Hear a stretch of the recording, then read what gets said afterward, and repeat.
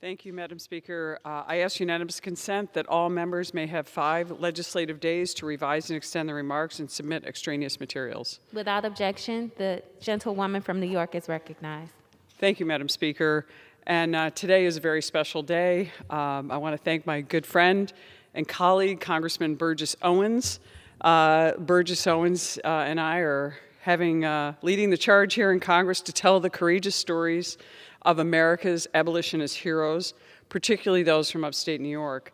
It was an honor for me to welcome recently in October Burgess to upstate New York to tour our region's sacred abolitionist sites, including the Garrett Smith Estate, a state National Historic Landmark, and the National Abolition Hall of Fame and Museum in Peterboro, as well as the home of abolitionist, suffragette, and true American heroine, Harriet Tubman.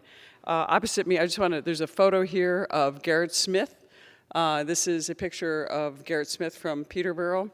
Peterboro is named after his father, a guy named Peter Smith. And just wanted to tell a little bit about how this all happened in Peterboro, New York, which I'm sure a lot of people don't know the history. And it was all kind of started that there was an abolitionist named Reverend Harry Highland, told his good friend Frederick Douglass when describing Peterboro, New York, which I'm, by the way, honored to represent here in Congress. And many people don't even realize this little hamlet of Peterboro up in bucolic Madison County, happens to be my mother's home county, played a vitally important role during the abolitionist movement. And this was in large part due to one of its most famous residents, Garrett Smith. And as I said, the little hamlet of Peterboro was named in honor of his father. Mr. Smith was a successful businessman and a committed philanthropist. He previously served this body, actually, as a representative of New York's 22nd Congressional District, the same district that I currently represent. He was also a 3-time presidential candidate. Garrett Smith always opposed slavery, but he firmly joined the political cause of abolitionism in 1835. He was at a meeting of about 600 abolitionists in a church in nearby Utica, in the city of Utica, which is in Oneida County. Upon learning of the meeting, a violent mob stormed the church and disrupted the proceedings, forcing the abolitionists to flee. Smith realized then that he could put his wealth and property to use. He invited the abolitionists to his home in Peterboro, and a year later, he was elected president of the New York State Anti-Slavery Society. The rest, as you say, is history, and we're going to tell you a little bit about that today with Congressman Owens. In Smith's view, slavery was completely incompatible not only with our founding documents, but also with the natural laws of God. We were born free, and no law or institution could take away another man or woman's innate right to freedom. From 1835 until his death in 1874, Garrett Smith dedicated his whole heart to the abolitionist cause, and Peterboro was his base of operation. Giants like Harriet Tubman, Frederick Douglass, William Lloyd Garrison, Elizabeth Cady, eventually Stanton, whose husband, Henry Stanton, was actually a cousin of Smith's, spent considerable time there strategizing and mobilizing the support. Garrett Smith played a key role in funding abolitionist causes across our country. Smith maintained a lifelong friendship with Frederick Douglass and provided funding and other support to the North Star, which was Douglass's abolitionist newspaper. In today's terms, Garrett Smith would be considered a billionaire, and he gave what then was $100 a month to Frederick Douglass's cause to pay for his newspaper, which in today's dollars with inflation would be about $7,000 per month to make sure that this newspaper was able to continue to thrive and flourish and inform people. In a letter from Douglass following Smith's death in 1874, Douglass credited Smith's generous support as the financial engine that kept his abolitionist movement going. Smith's estate in Peterboro was also a stop along the Underground Railroad. As enslaved people made their way north to Canada, Smith would offer them shelter, food, and support. Exact numbers are hard to come by, but it is safe to say Smith bought and helped secure the freedom of hundreds of enslaved people from around the country. This is why Reverend Henry Highland said, "There are 2 places where slaveholders cannot come, heaven and Peterboro." Peterboro was synonymous with freedom. Just a short drive from Garrett Smith's estate in upstate New York is the home of another titan of the abolitionist movement, the great Harriet Tubman. Like Congressman Owens, this was my first visit to Harriet Tubman's home in Auburn. Just want to show you a little picture of Mighty Mite Harriet Tubman, who is an amazing figure, and just a photo. I may have to go back to some of these. This is a great photo of Congressman Owens and I at Harriet Tubman's home in Auburn, New York, where we were able to tour and see where she lived and where she operated her Underground Railroad, right in our own communities. This was an amazing experience. I was in awe of Harriet Tubman, her accomplishments, and her tenacity. She had every reason to be in despair. She was strong, she was compassionate, she was generous, and she was only 4'11", which is amazing. The home we visited, where Harriet spent her later years after she escaped slavery in Maryland, served as a conductor of the Underground Railroad, and then a scout, spy, and a nurse for the Union Army during the Civil War. Harriet lived for almost a century. She was about 91, almost 92 years old. She was an indomitable force. She was the first black woman to lead a combat assault, organizing about 150 black Union troops on a raid in South Carolina. She later freed 750 enslaved people as part of that operation. She suffered from narcolepsy her adult life after being hit by a metal weight when she was a teenager. Despite this, she persevered. She brought at least 70 slaves to freedom on the Underground Railroad and never lost a single passenger. At her core, Harriet was a woman of compassion. In her later years, she helped so many who came through her home in Auburn, providing them shelter, medical attention, and love. Despite the obstacles she faced, Harriet Tubman never gave up, nor was she ever consumed by anger or cynicism. She led with integrity and was incredibly resilient, and she's certainly an amazing role model for all of us. It was important to tell Garrett Smith's story and Harriet Tubman's stories, and now more than ever, we must understand our shared history and learn from those who came before us. Our great nation was founded on the promise that all men are created equal, that they are endowed by their Creator with certain unalienable rights, among them life, liberty, and the pursuit of happiness. No other republic before ours guaranteed such rights to its citizens. In fact, before America, there were no citizens at all, only subjects. Yet in the earliest days of our nation's founding, it is clear we failed to live up to our ideals. We failed to end the slave trade or to free those who were tied down in bondage. While this grave mistake will forever be part of our history, so too will be the courageous stories of Garrett Smith, Harriet Tubman, Frederick Douglass, and so many more Americans of different races, creeds, and religions who fought for a better America. Garrett Smith and Harriet Tubman personify the spirit of America, and their story should be a lesson to all of us. Their tenacity, their relentlessness, and their pursuit of ideals are everything that we strive to be as Americans. As Supreme Court Justice Clarence Thomas recently said, while we as Americans have failed to live up to the ideals of the Declaration of Independence time and again, there is no time in our history when those ideals, the ideals themselves, have actually failed us.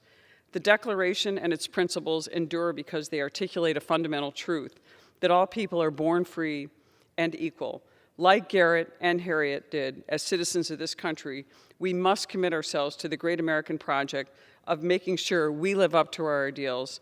These ideals are sacred. And the abolitionists who gathered in Peterboro changed the world, and they were the authors of our future. And we must thank God that we have the freedom to fight every day to strengthen our institutions and make this a much more perfect union.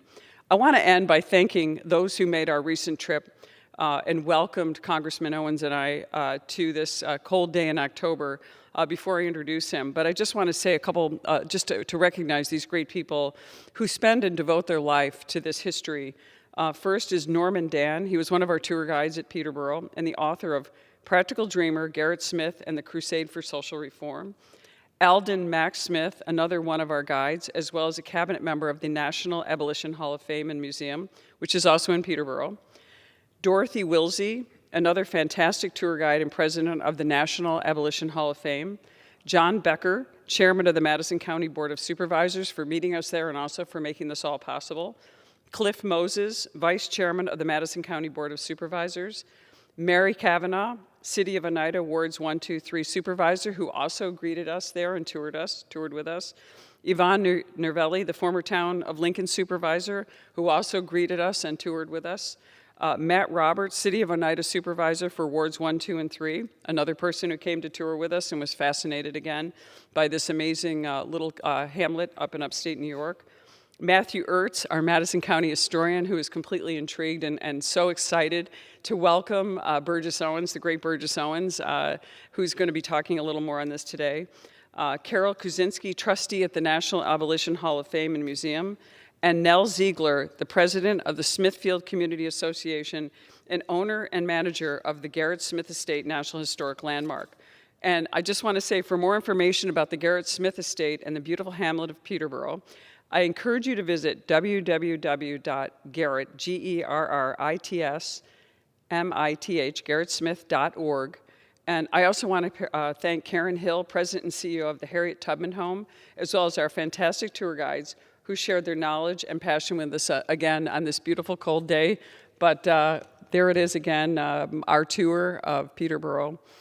Really wonderful to have Burgess Owens there, a really special moment for all of us. And now, I want to say it's with great honor, and thankfully we're finally getting to this great day, to introduce my colleague and great representative, Burgess Owens, who I think this was a great experience for him. I think he never realized what existed up in upstate New York. And that's why we want everyone in the world to know just how important it is that we learn our history and we celebrate everyone who had a path and who had courage and who had the tenacity and the boldness to stand up for what was right against the grain at a very difficult time in our country. And I would just like, again, to introduce and welcome to my special orders the great Burgess Owens representing the state of Utah. Mr. Owens. Thank you so much. Oh, I have one little thing for you, too. I have a special Harriet Tubman pad for you that I grabbed. Thank you so much. Thank you. Okay. Thank you again, Congresswoman Claudia Tenney. I really appreciate this. A couple months ago, as Claudia mentioned, my good friend from New York's 22nd District was inviting me for a tour of two of upstate New York's historic sites impacted by Harriet Tubman. Harriet was one of my heroes since I was 12 years old in the 7th grade. This was my first visit to Peterboro. What a remarkable experience it was to see firsthand the property of my longtime hero, someone who once was the property of someone else. I encourage everyone who visits the Northeast to make this stop as part of your trip. I want to again thank my good friend for her invitation and for sharing this time as we discuss courageous Americans who understood the blessings of freedom. I rise today in honor of the extraordinary life and unmatched legacy of Harriet Tubman, one of the most notable abolitionists in America's history. As many of you know, Harriet escaped the horrors of slavery and through her work during the abolitionary movement, overcame unspeakable odds to secure the dreams of future generations. My great-great-grandfather, Silas Burgess, came to America shackled in the belly of a slave ship. He was sold on an auction block in Charleston, South Carolina to the Burgess plantation. In his youth, he escaped to West Texas along the southwestern route of the Underground Railroad. He later became a successful entrepreneur, starting the first black church, the first black elementary in his town, and purchased 102 acres of farmland that he paid off in 2 years. There are thousands upon thousands of untold stories of slavery to success, all due to courageous conductors like Harriet Tubman. The true miracle of the Underground Railroad, though, is something that most of us missed. It was a total trust and faith between conductors like Harriet and the facilitators of the Freedom Railroad. Whether it was south to north or south to west, as with my great-great-grandfather, white Christian Americans took the grave risk of reprisal from the prevalent KKK in their communities as they opened up their barns, cellars, food pantries to create a safe and secret route to freedom for over 100,000 slaves prior to Civil War. I've been inspired by the story of the American heart since I was 12 years old, growing up in my proud Southern segregated community. Born enslaved in Maryland in 1822, Harriet spent her childhood as a nursemaid, field hand, cook, and woodcutter. When Harriet was 12, it was reported that she refused to help an overseer punish another slave, resulting in a severe injury when a 2-pound iron weight was thrown at her head. This caused her to suffer seizures and bouts of uncontrollable narcolepsy throughout her life. She married John Tubman, a free black man, in 1844. After rumors spread that Harriet was about to be sold, she fled to Philadelphia, then to Baltimore after returning to rescue her parents, sister, and 2 children. Over the next decade, she led dozens of these trips, rescuing more than 70 slaves along the Underground Railroad. As the railroad's most famous conductor, it was said that she never lost a passenger. In 1858, Harriet bought a small farm in upstate New York, where her family resided, later to be named the Harriet Tubman home. During the Civil War, she served Union forces as a scout, spy, nurse, cook, recruiter, and laundress. Under the command of Union Colonel James Montgomery, Harriet became the first woman to lead a major military operation in the United States, where she and 150 African-American Union soldiers rescued about 700 slaves in the Combahee Ferry raid. After the Civil War, Harriet opened her home to serve orphans and the elderly. She joined Elizabeth Cady Stanton and Susan B. Anthony in their quest for women's suffrage. She believed in equal rights for everyone and lived a life of courage, serving others until around the age of 92. I often say that the Black American history is so rich because of the heroes who have come before us, heroes like Harriet Tubman, Garrett Smith, Frederick Douglass, Sojourner Truth, Lucretia Mott, and so many others who recognized injustice, strove to help their brothers and sisters, and dreamed of a world outside the chains of slavery. Each focused on spreading the pockets of freedom that will soon spread throughout our country. It was a movement that has inspired untold millions around the world. Indeed, we all stand on the shoulders of these great people who came before us, but the Black community, particularly my proud race, holds our ancestors especially dear. They fought hate, overcame the horrors of slavery, and on their backs built a world in which we can own and build homes and businesses, get an education, worship our faith, vote, run for office, and stand in the House of Representatives honoring the legacy of one of our most notable abolitionists in American history. What a difference men and women pursuing their dreams in a free country can make. It is our responsibility to never forget or allow history to be erased as to what we, the people, have done together over our 240-year history. This as we continue to resolve to grow together as a more perfect union. I have just a few thoughts I wanted to leave with you before I invite Congressman Tenney to come back up. And that is a little bit of the highlights of the great hearts of our American people. It is our nation's mission statement that ends with the idea that we can have not only second chances, but as a imperfect union, that we could become more of a perfect union. I start with my great-great-grandfather, Silas Burgess. To show what the more perfect union looks like is the fact that he came to this country in the belly of a slave ship, lived through the evils of a plantation, and yet escaped going west because of good Americans, German and Mexican Americans, who opened up their homes and their barns and their fields to give him an opportunity to move forward and keep his hopes alive. Even though he saw the evils of being a slave, he saw the good hearts of these good Americans that led him to become a Christian, led him to be able to forgive, to build, and to serve instead of destroying. I see the form of a more perfect union with my dad in the 50s, who came back from World War II, could not get his postgraduate degree in Texas because of Jim Crow laws, was able to go to go to Ohio State, and some white administrator, who I'll never know who that was, said yes, gave an opportunity to get his PhD, and again, to help form a more perfect union.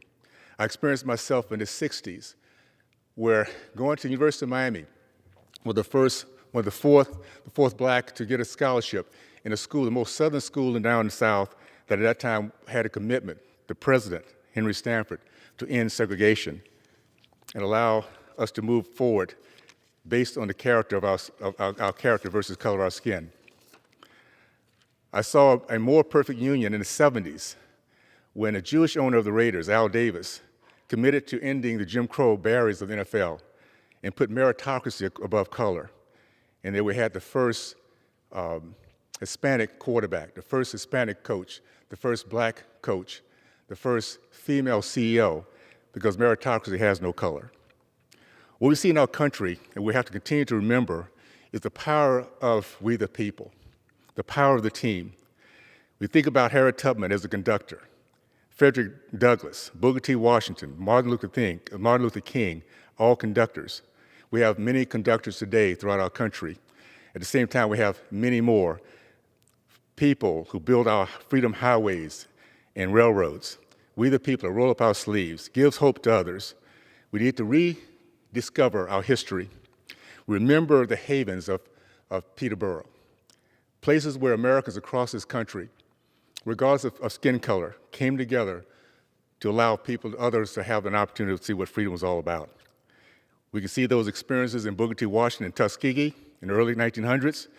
We can see that experiment succeed in Tulsa, Oklahoma, in the early 1900s, Black Wall Street, and we can see it today throughout our country. We see it here in this house. What we must remember is our past should give us hope for a much greater future. And we also must remember to not only sprint away from anyone who leaves us hopeless.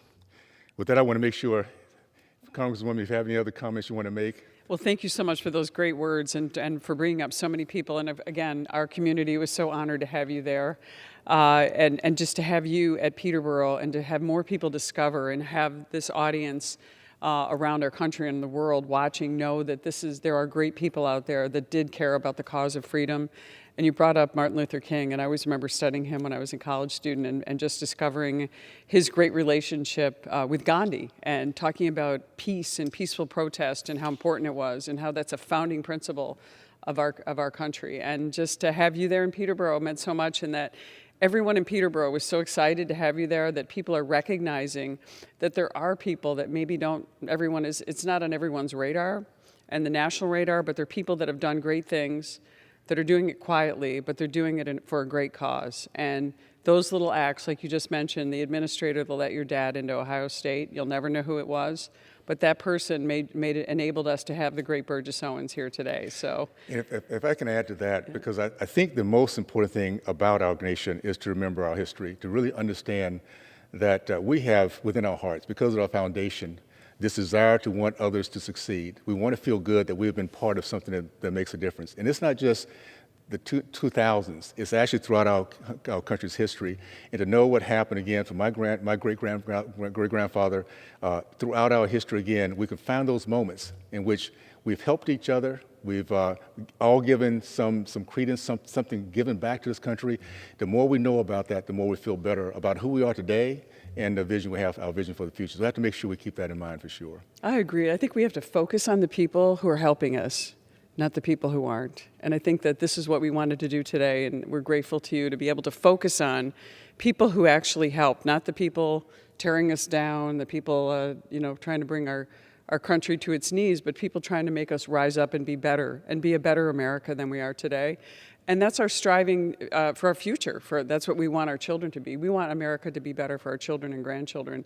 And I think by recognizing that there were great people in our past who have done amazing things, who never got the recognition, but often those people don't go, they go unnoticed. And I think that's why it meant so much for us to have you there. And I urge anyone, if you want to come up on a beautiful fall day, or you can come in the warm summer days, it's nice, a little warmer, it's a little snowy right now, to come to visit Peterboro and meet with some of our great docents who I mentioned in my remarks, who are studying and uncovering documents and trying to show the true history, and so we understand it and so we can learn from it. And even though I'd been to Peterboro when I was younger, I knew about it when I was a kid because it was my mom's home county, I never knew the depth of it, or I learned so much more just by that experience. And I'm sure if I go again to the Abolitionists Hall of Fame and go to I think we'll learn even more there. But just learning about Harriet Tubman and going to her house and being in the same room where that she was providing so much aid and comfort and love to people she didn't know, but people she believed in and knew needed to understand and feel that taste of freedom. Just standing there with you and just the people that work there and how much it meant to them, they conveyed that sort of, that wonderful feeling to us as well. So I feel like I just would love to have everyone come and have that experience and And anywhere else in the country, we'd love to encourage our colleagues to come out and tell us about great experiences and great Americans that are out there that might not get the recognition. They might not be getting the clicks on Twitter or Facebook or social media, but they're people out there doing great works and uncovering great heroism. If I can add a little bit about Petersburg, because this was, again, a new experience for me. And what that particular place represented for so many Americans, particularly Black Americans, was a place of hope. They knew that once they got to Peterboro, they were literally very close to Canada, which was their really freedom. That was it. They could then know they weren't going to be hiding and going through all the stealth and knowing they would be recaptured. So that hope is a big factor that we're talking about. And I hope that those that are listening to our conversation know that actually our country is built on that. What we've done so far today is talk about what our country is capable of because we've done in the past. And the more hope we can give to our fellow Americans that this is a country, the best in the history of mankind, that we can serve each other, that we can build, not destroy, and that we can become a much better country, because that's actually within our mission statement, to be a more perfect union. And we can do that. And that's what we've done, again, very, very successfully. And I'm just very excited to have this opportunity to spend this time with you. It was a great opportunity. Can't wait to get back. If I can say, for anyone who's listening, please check this place out. Harriet Tubman was, as always, for many of us, we know she's a hero. Go to a place to see her property, a person that once was the property of someone else. Her property and what she did and what she gave away to so many because she just loved the process of service. It is a great experience, and I can't wait to get back and check it out again. Yeah, no, we can't wait to have you back. And also, I just think about that last moment we were in Garrett Smith's estate in the barn. We went back in the barn and we saw, these conditions where horses and mules were put and that they actually had to hide people in there. And we came out of the barn and there was this gleaming sunlight on us on that cold day. And I looked above and there was a sign that said Heaven and Peterboro, the two places where the slaves were safe and symbolized freedom. So it's just an honor for me to represent the community and then to have you standing there with that gleaming sunlight on us and knowing that so many people in our past have that was their gateway to freedom and their gateway to finding a new life. I think it's just an amazing experience, and we hope maybe you can come again and we can invite our colleagues and others to come and experience Peterboro. I would love to. And Harriet Tubman's home, of course. If I can just leave one message, one last final word to those who are watching. This country is a place that thrives because people can vision themselves doing much, much better. And we do that when we, the people, get together and we really put our hearts and soul into making sure our next generation is a much better place than our time is. And we do that better than any other country. So I'm thankful for the opportunity to visit a home of my hero since I was 12 years old. And that was kind of exciting to hear that you were that close to that area and that had the invitation to come up and see it. So thank you so much for that. Yeah, thank you. And this is what a great discovery it was, just sitting on the floor of the House chamber that Burgess and I said, you've never been to Peterboro? How about this? Who would think that I would be hosting a famous person like Burgess Owens, a hero in our communities, in my own little community, and that we would have that common bond with Harriet Tubman. But we're grateful. We're just grateful for you and your service and everyone here, and just hope that my colleagues and anyone who wants to join Peterboro, again, I hate to do too much of a pitch, but if anyone really wants to go to Peterboro, go to www.garrettsmith.org, GERRITSMITH.org. It's an amazing place. It's humble, but it's just majestic in the accomplishments that were made in that wonderful place. So thank you so much, Burgess, for joining us, and thank you for everything you've done, for standing courageously and boldly for our communities and for our country, and standing up for our Constitution and freedom, because that is really what's going to unite us. Let's talk about what unites us, not what divides us. And we have a lot of great history that can really bring us together in the future. And, Claudia, so I thank you. Thank you so much for exactly the same. We have a remarkable freshman team. I'm so honored to be serving with you at this point. So let's keep this thing moving forward, for sure. Thank you so much. The honor's all mine. Thank you.